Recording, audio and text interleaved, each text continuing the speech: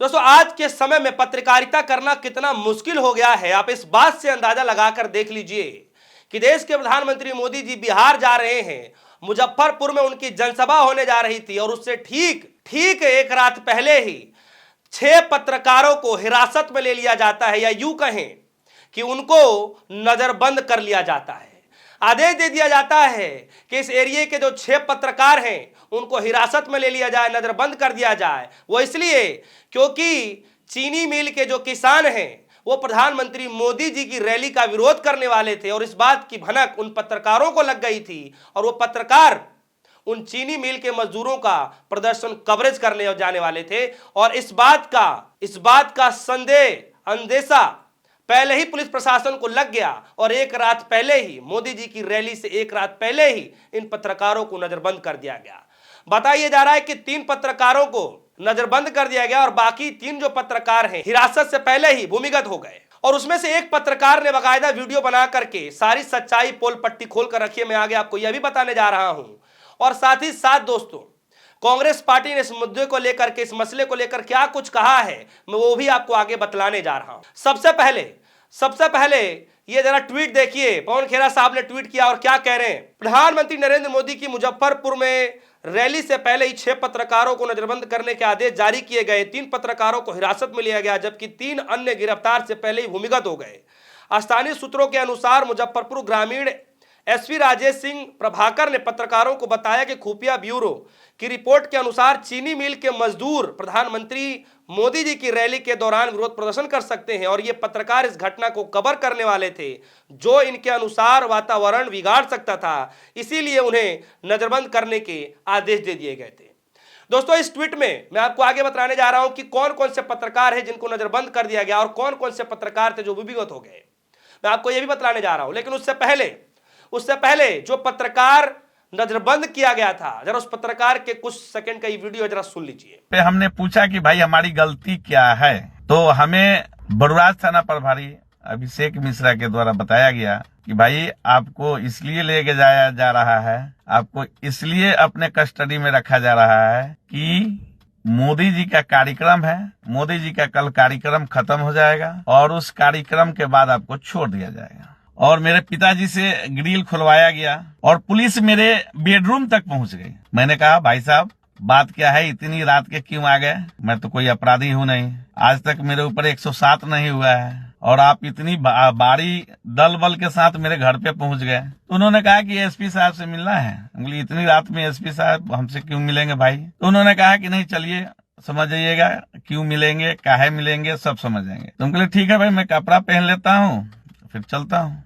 मैंने कपड़ा पहना और मैं पानी पीने के लिए अपने ड्राइंग हॉल में गया पानी पीने। तो मेरे साथ 4 पुलिस के जवान गए कि कहीं भाग न जाए। सोशल मीडिया पे पत्रकारिता करते हैं, बहुत सारे प्लेटफॉर्मों पे काम किया। उसके बाद बीएमसी करने के बाद, बैचलर ऑफ मास कम्युनिकेशन करने के बाद लगा कि हर जगह से कहीं न कहीं से दबाव आता है, कहीं से न कहीं से अच्छी खबर दिखाने पे उसको चलाया नहीं जाता है। तो हमने अपना सोशल प्लेटफॉर्म पे अपना एक चैनल क्रिएट किया और लोगों का जो जन समस्या है वो दिखाने लगा। हमने बहुत सारा समस्या दिखाया है, लोगों का बहुत सारा जन समस्या दिखाया है, लेकिन मुझे ये अभी तक पता नहीं चला कि मोदी जी यहाँ आए तो मोदी जी मुझसे क्यों डर गए। मैंने मोदी जी का पर्सनली कुछ किया नहीं, मैंने मोदी जी के खिलाफ कुछ बोला नहीं, मैंने मोदी जी के खिलाफ कुछ चलाया नहीं, तो मोदी जी को मुझसे इतना डर क्यों लग गया? क्योंकि इतना डर क्यों लग गया और इतने टाइम तक, लगभग रात के 12 बजे से दिन के 2 बजे तक मुझे पहले अपने बरुराज थाना के जो प्रभारी हैं वो आगे लेके जाते हैं, उसके बाद आगे लेके जाने के बाद फिर कथैया थाना में हमको शिफ्ट करते हैं और कथैया थाना को सुपुर्द करने के बाद वो चले जाते हैं और मुझे बस यही बताया जाता है कि भाई आपको मोदी जी के कार्यक्रम के बाद ही छोड़ा जाएगा। सोचिए दोस्तों कि यह हालत हो गई है कि सरकार इन बेबाकी से सवाल पूछने वाले पत्रकारों से डरती है। सिर्फ इसलिए इन पत्रकारों को नजरबंद किया जा रहा है क्योंकि यह संशय प्रशासन को पहले ही लग चुका था, यह भय पहले ही लग चुका था कि चीनी मिल में काम करने वाले मजदूर किसान अगर वो विरोध करेंगे तो यही पत्रकार जो है जाकर के कवरेज करेंगे, जिससे जो है जिससे जो है भारतीय जनता पार्टी को, मोदी जी की छवि को नुकसान पहुंच सकता है, पूरे चुनाव में माहौल खराब हो सकता है। इसीलिए ऐसे पत्रकारों को नजरबंद कर दिया जाता है। और यही हाल है दोस्तों कि देश में पत्रकारिता करना बड़ा मुश्किल होता जा रहा है। और इसीलिए हमारे देश में जो पत्रकारिता की जो रैंक है ना, वो लगातार धरातल पताल लोक में जाती हुई दिखाई दे रही है। सवाल पूछने वालों के साथ इस तरीके से किया जाता है। सवाल है दोस्तों कि पत्रकारिता को लेकर के, पत्रकारों को लेकर के इस तरीके का रवैया क्यों किया जा रहा है। प्रधानमंत्री मोदी तो बड़ा बोलते हैं कि आलोचना करने वालों की तारीफें करते हैं, आलोचना करना जो लोकतंत्र के लिए खूबसूरती है, इस तरीके से कहा जाता है। लेकिन हकीकत क्या, आप देख लीजिए, जरा सुनिए कि सुप्रिया श्रीनेत जी किस तरीके से बाकायदा प्रेस कॉन्फ्रेंस करते हुए इन प्रताड़ित जो जिनको नजरबंद किया गया, जिन पत्रकारों को लेकर के, सबसे पहले वो क्या कुछ कह रही है, बता रही है कि 20 साल की पत्रकारिता में उन्होंने जो काम किया है, किस तरीके से काम करना चाहिए, कैसे होता है, दिखाया जाता है, ये सब कुछ बता रही है। सबसे पहले जरा वीडियो सुन लीजिए। वो आप जैसे पत्रकारों से जो सवाल पूछते हैं, जो असलियत दिखाते हैं, जो सच जनता तक ले जाते हैं, उनसे क्यों घबराते हैं। मोदी जी इंटरव्यू करते हैं, उन लोगों के साथ इंटरव्यू करते हैं जो उनसे पूछते हैं आप थकते क्यों नहीं है, कोई टॉनिक पीते हैं क्या। उनके साथ इंटरव्यू करते हैं जो उनसे कहते हैं आप आम चूस कर खाते हैं या काट कर खाते हैं। मोदी जी उनके साथ इंटरव्यू करते हैं जो बड़े बड़े मुद्दों को छोड़कर उनसे सबसे बड़ा मुद्दा पूछते हैं, आप अपनी पॉकेट में बटुआ रखते हैं क्या।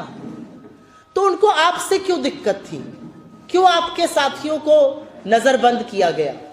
इसीलिए ना कि आप जमीनी हकीकत दिखा रहे हैं, आप सरकार की विफलता दिखा रहे हैं, आप सरकार की सच्चाई लोगों तक पहुंचा रहे हैं।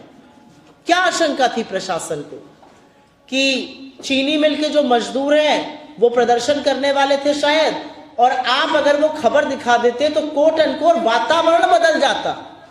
तो दोस्तों आप सभी ने सुना सुप्रिया श्रीनेत ने बाकायदा किस तरीके से उन्होंने बताया कि पत्रकारों का क्या काम होता है, क्या काम करना चाहिए। और सवाल मेरा भी यही है दोस्तों कि क्या पत्रकार वही है जो चरण वंदना करना जाने, जो चटुकार करना जाने, जो पत्तल चाट पत्रकार बन जाए, जो ये पूछे कि आप टॉनिक कौन सा लेते हैं, आप थकते क्यों नहीं हैं, आप पर्स किस कलर का रखते हैं, आम काट के खाते हैं कि चूस का खाते हैं। क्या यही पत्रकार है जो सवाल पूछने वाले पत्रकार हैं निर्भीक होकर के, क्या वो पत्रकार नहीं है।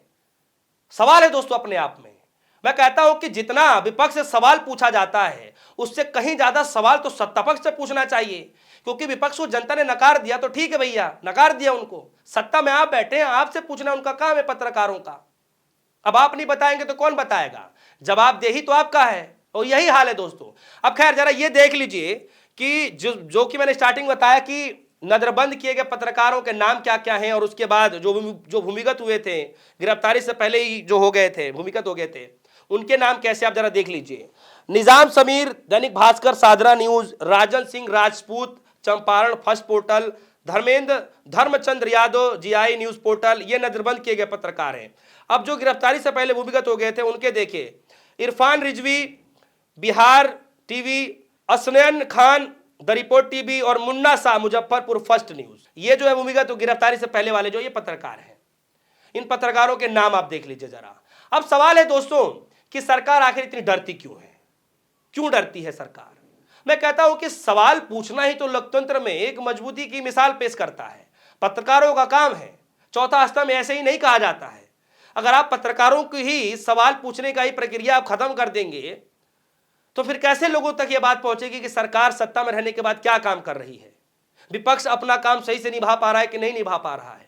यह सवाल है दोस्तों अपने आप में। बहरहाल इस खबर को लेकर के आपके मन में क्या कुछ चल रहा है, वीडियो में कमेंट सेक्शन में जाइएगा। पत्रकारिता की जो हालत दिन पर दिन गिरती जा रही है, जो साख दिन पर दिन गिरता जा रहा है, जो रैंकिंग है पूरे वर्ल्ड में, आप देखेंगे कि एकदम पाताल लोक में जाता जा रहा है। इसके पीछे की असली वजह क्या हो सकता है, आप हमारे वीडियो कमेंट सेक्शन में जाइएगा, अपनी राय जरूर रखिएगा। अगर आप भी पत्रकार हैं, आप हमारी वीडियो को सुन रहे हैं, तो आप अपनी राय जरूर साझा कीजिएगा। फिलहाल कह दीजिए इजाजत, न्यूज। धन्यवाद।